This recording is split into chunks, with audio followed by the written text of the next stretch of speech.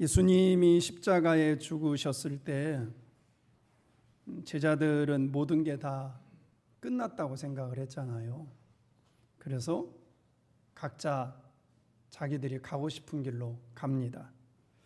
그 중에 2명의 제자는 엠마오라는 곳으로 가게 되죠.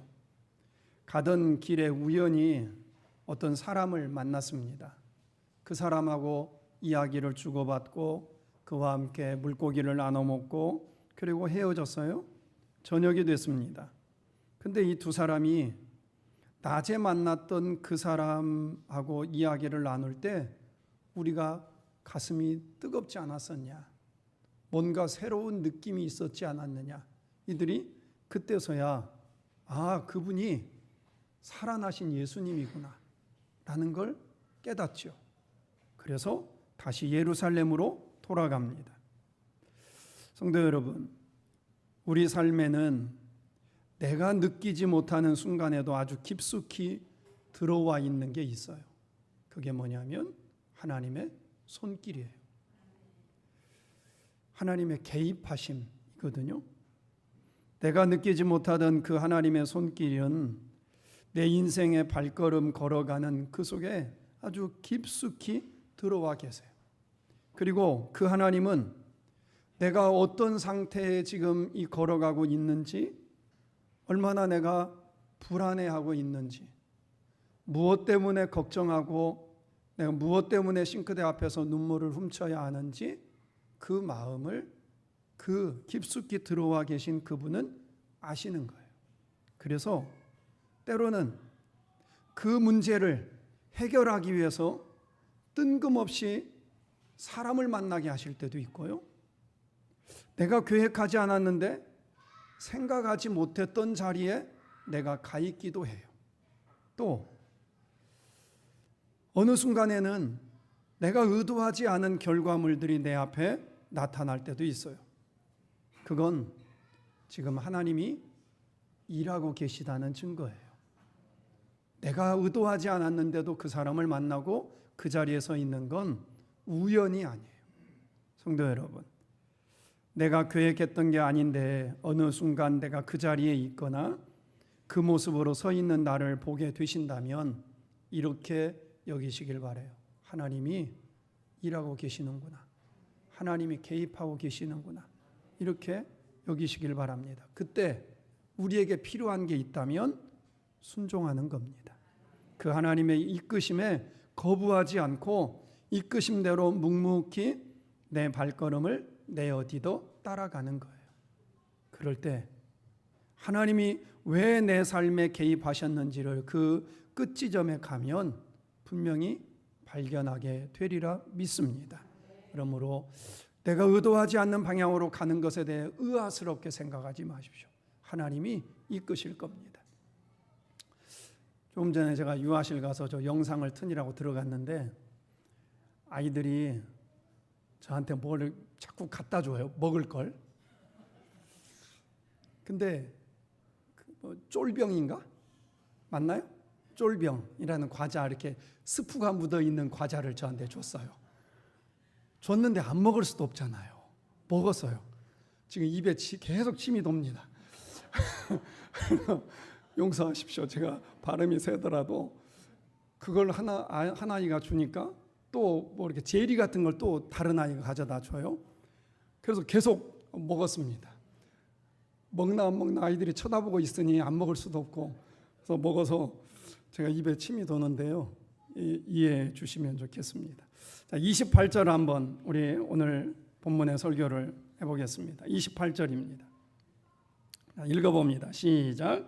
이 말씀을 하신 후 8일쯤 되어 예수께서 베드로와 요한과 야고보를 데리고 기도하시러 산에 올라가사. 베드로가 우리가 조금 전에 저 외웠던 9장 20절 하나님의 그리스도십니다. 이 고백을 한 지 8일이 지났습니다. 그리고 예수님이 베드로, 요한, 야고보를 12명의 제자 가운데 따로 구별해서 그들을 데리고 산에 올라갔습니다. 왜 이 3명만 데리고 갔는지는 잘 모르겠습니다. 근데 야이로의 딸을 살려낼 때도 이 세 명만 데리고 갑니다. 아마도 짐작해 보건대 이들의 역할이 중요했던 것 같아요. 또 하나는 신앙의 깊이가 12제자라고 해서 다 똑같은 게 아니고 조금 더 깊이가 있는 사람들이 이 사람들이지 않았을까 하는 생각을 해봅니다. 어쨌든 이 세 명의 제자를 데리고 산에 올랐어요. 그런데 놀라운 일이 일어났습니다. 29절입니다. 시작. 기도하실 때 용모가 변화되고 그 옷이 휘어져 광채가 나더라. 예수님이 기도하시는데 갑자기 용모가 변했습니다. 옷이 휘어졌습니다. 광채가 났습니다. 여기에 눈여겨봐야 할 게 뭐냐면 예수님의 용모가 변하고 옷이 휘어지고 광채가 나는 이 일이 어느 때 일어났느냐라는 겁니다.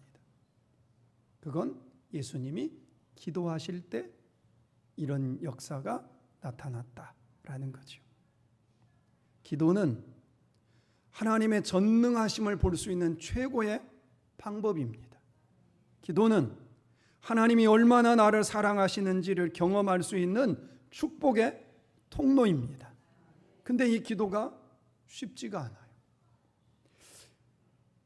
엘리야가 기도할 때 3년 6개월 동안 내리지 않던 비가 내렸습니다.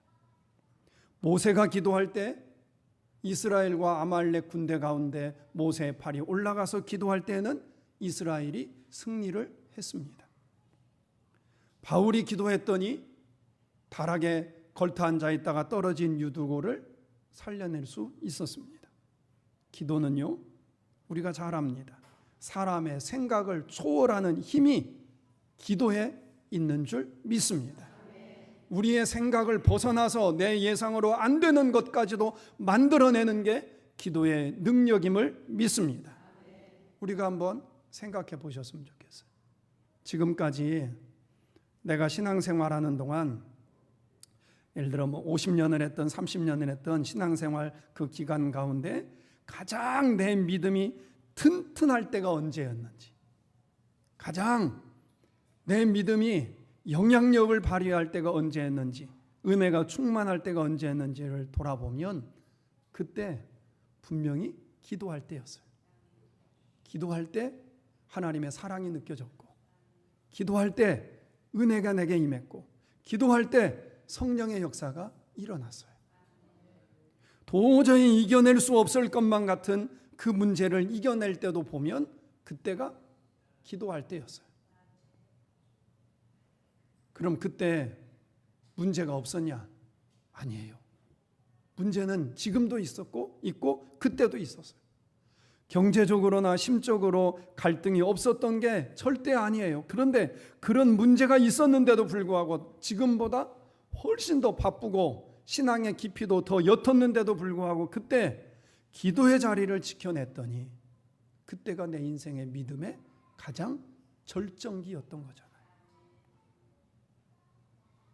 기도의 자리를 지켜낼 때 내 삶이 달라지는 줄 믿습니다.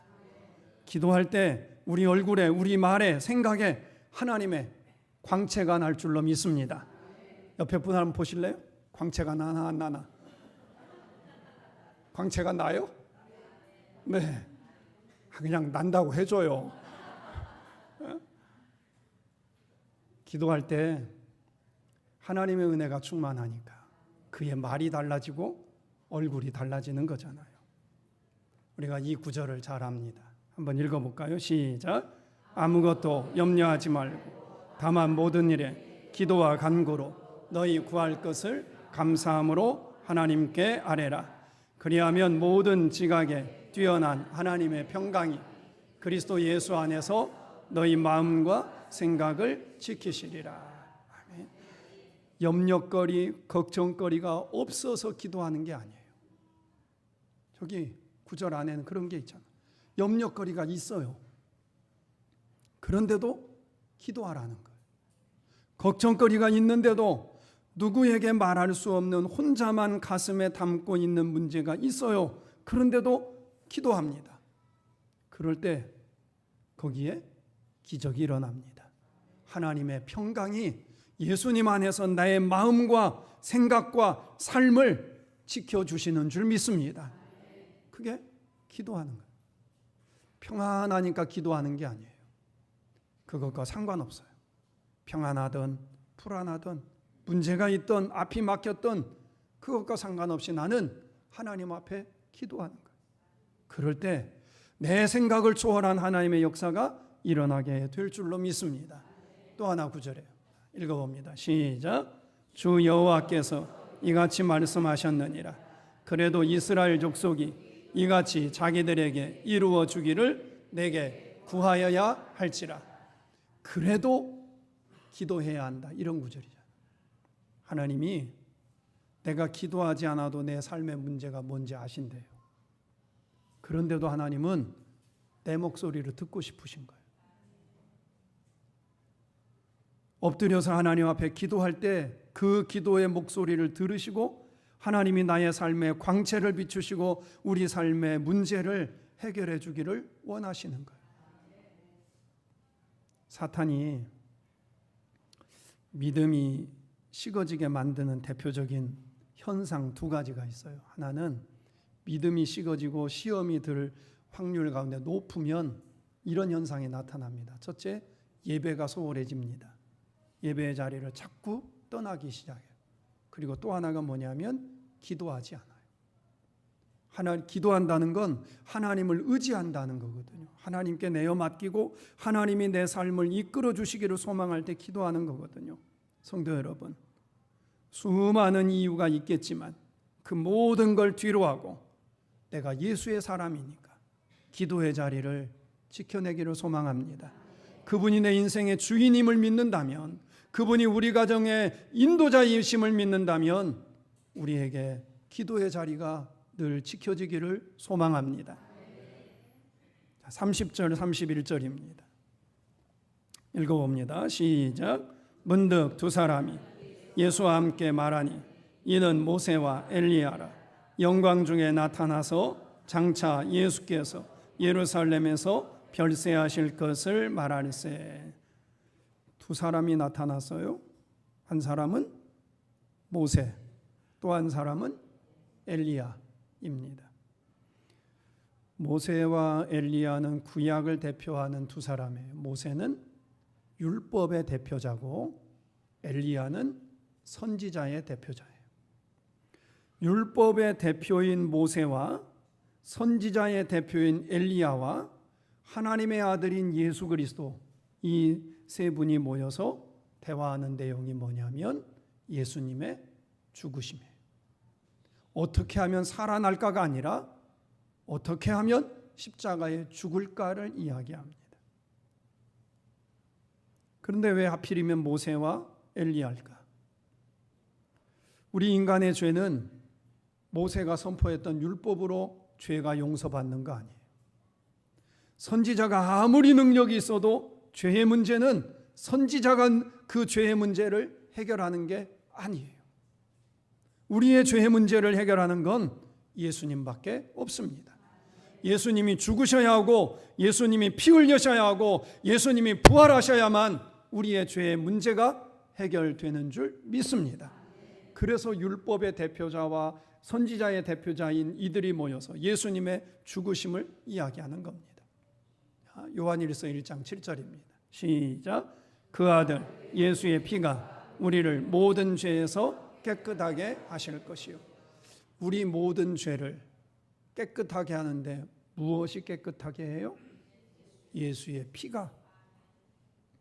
모세의 율법이 아니라 엘리야의 능력이 아니라 예수님의 피가 나의 모든 죄를 깨끗게 한다.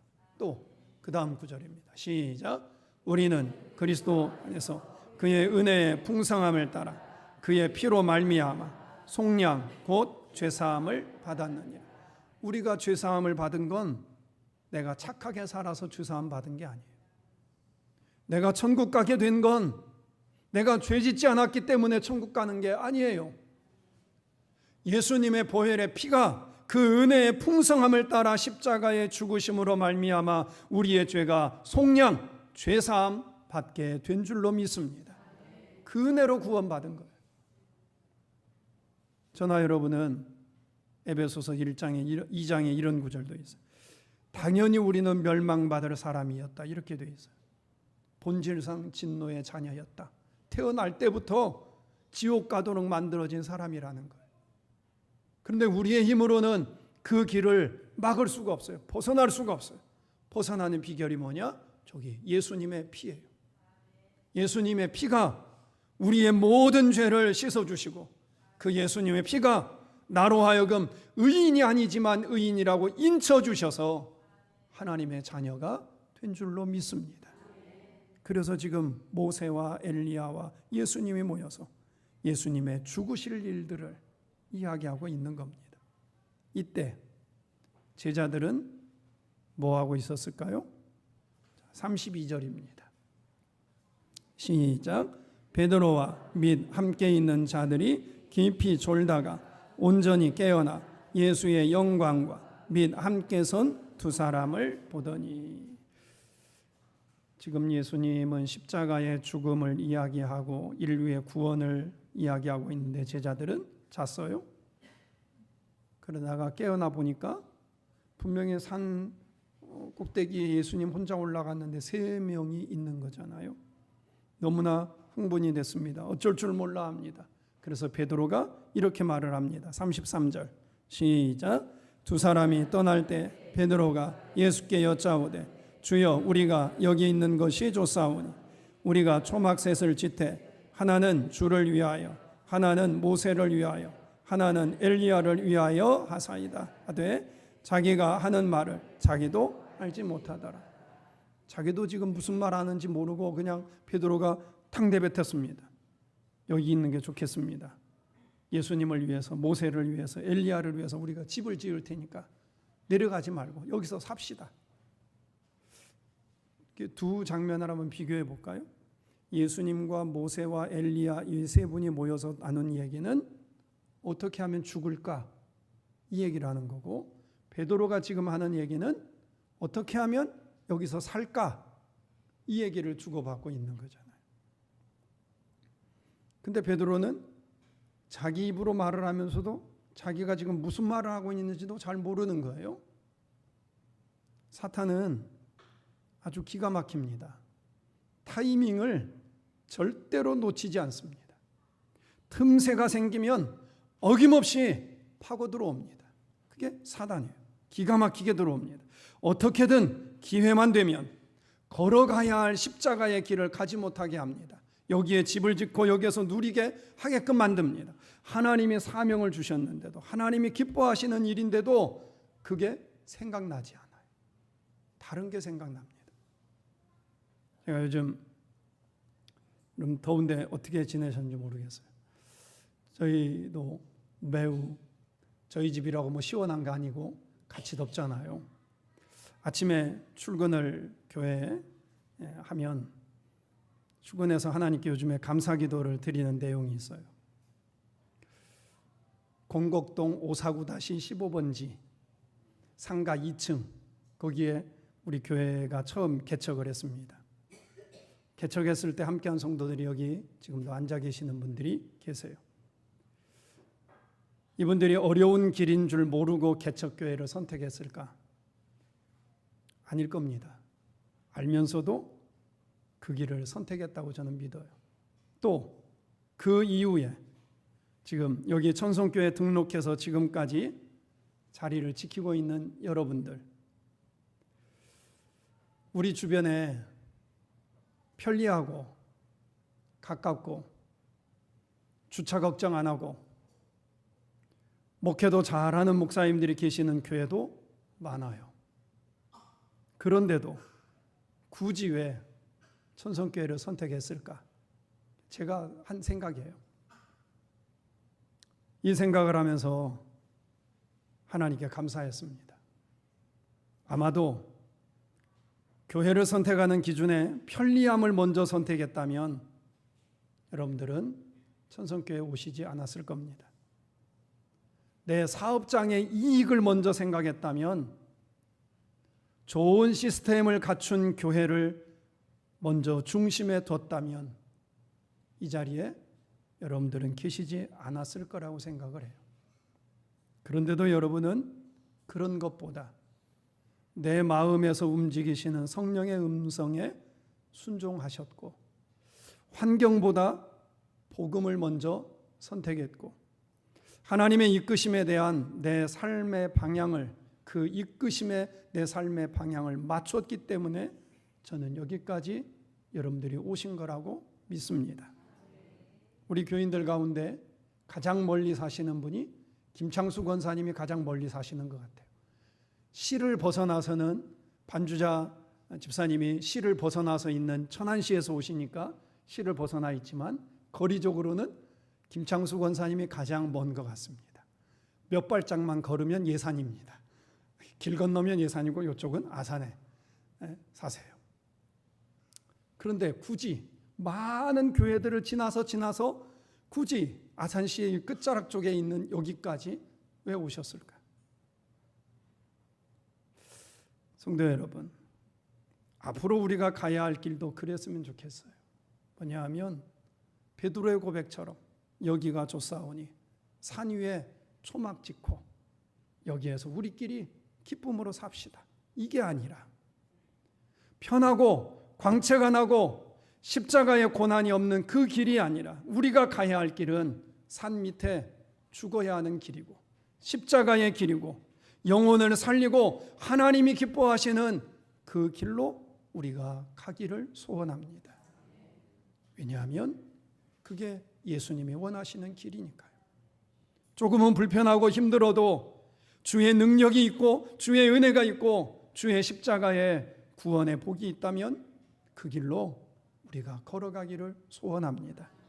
그때 어김없이 사단이 우리의 생각을 흔들겠죠. 하지만 절대로 사단에게 틈을 주지 맙시다. 사단이 내 입술을 마음대로 사용하도록 내버려 두지 맙시다. 성도 여러분, 오직 예수님에게만 내 삶의 중심을 맞추고 그분이 이끄시는 대로 내 발걸음을 한 걸음 한 걸음 내어딛고 순종하며 살기를 소망합니다. 안타깝게도 베드로는 그러지 못했어요. 그러자 구름이 덮였습니다. 구름이 그들을 싹 덮고 그 구름 속에서 음성이 들립니다. 35절입니다. 시작. 구름 속에서 소리가 나서 이르되 이는 나의 아들 곧 택함을 받은 자니 너희는 그의 말을 들으라 하고.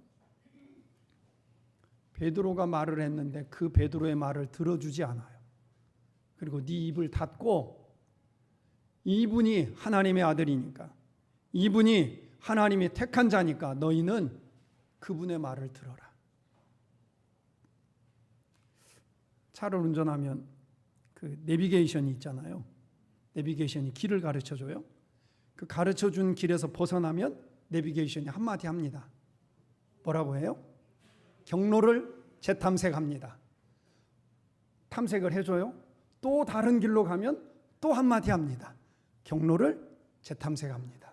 계속 자기가 원하는 길로 돌아올 때까지 계속 얘기합니다. 그리고 또 새 길을 맞춰줍니다. 지금 베드로와 제자들이 하나님이 제시한 경로를 벗어난 거예요.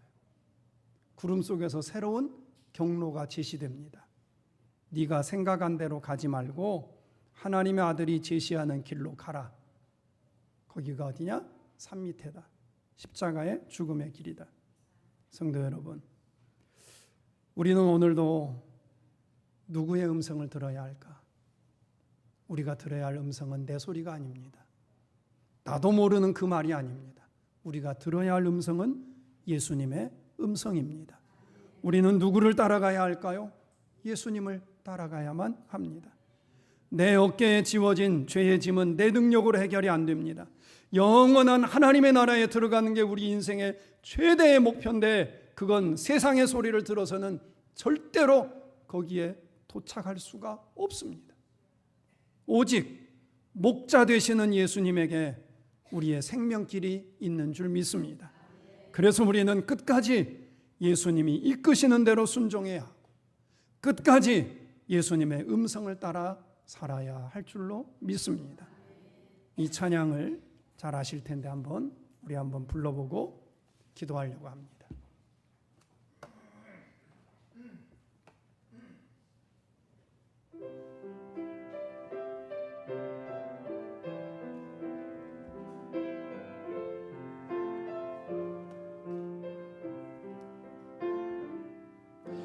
주님 다시 오실 때까지 나는 이 길을 가리라. 좁은 문 좁은 길 나의 십자가 지고 나의 가는 이 길 끝 조금만 빠르게 해서 나는 주님을 보리라.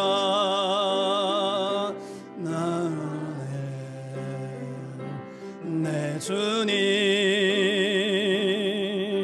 나를 맞아주시리. 주님 다시 오실 때까지 나는 일어나 달려가리라. 주의 영광 온 땅 덮을 때 나는 일어나 노래하리. 내 사모하는 주님 온 세상 구주시라.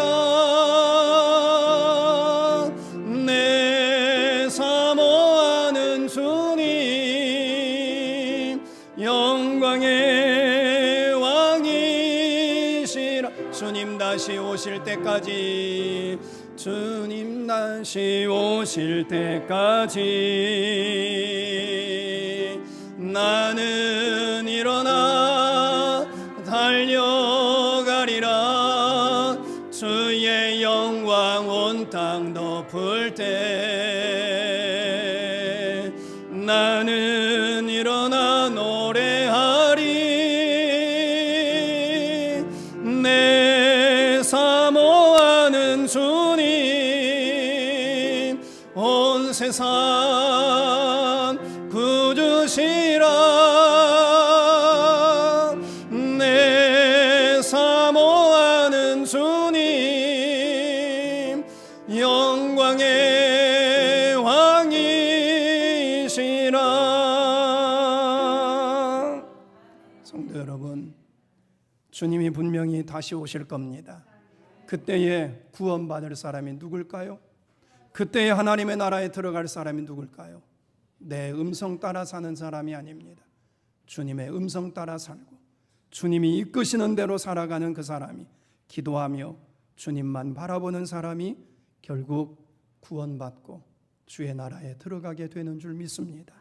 이 한 주도 오직 주의 음성 듣고 주 앞에 기도하고 이끄시는 대로 따라가는 저와 여러분 되기를 주의 이름으로 축원합니다. 은혜로우신 하나님 아버지, 우리의 삶의 최종 목표를 향하여 오늘도 한 걸음 걸어갑니다. 기도하겠습니다. 주님의 음성만을 듣겠습니다. 주님이 이끄시는 대로만 따라가겠습니다. 주여 우리를 지도하여 주시옵소서. 헛된 것을 듣고 잘못된 것을 말하고 곁길로 갈 때 하나님 우리를 긍휼히 여겨 주시옵소서. 오직 주의 십자가만을 바라보고 달려갈 수 있도록 은혜 내려 주옵소서. 예수님의 이름으로 기도하옵나이다. 아멘.